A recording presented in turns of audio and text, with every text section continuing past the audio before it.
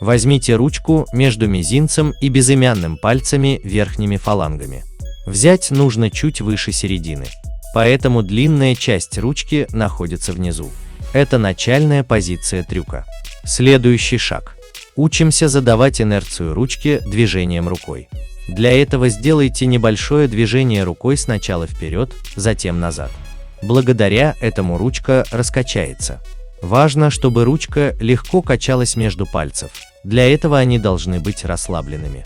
Следующий шаг. Учимся выбрасывать ручку. Когда вы сделаете движение рукой вперед, ручка пойдет по инерции вперед, затем также назад. В тот момент, когда ручка возвращается назад, толкните ее мизинцем. Для этого просто согните его. Ручка вылетает из слота. Новый этап. Учимся закручивать ручку вокруг безымянного пальца.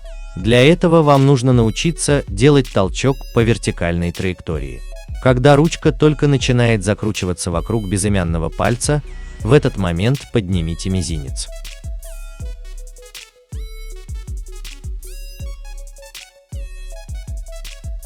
Последний этап.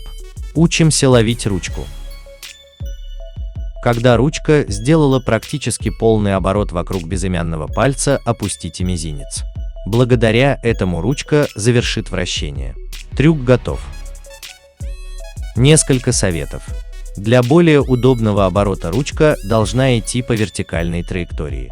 Также можно согнуть указательные и средние пальцы. Благодаря этому ручке ничего не будет мешать вращаться. На этом все. Удачи в изучении!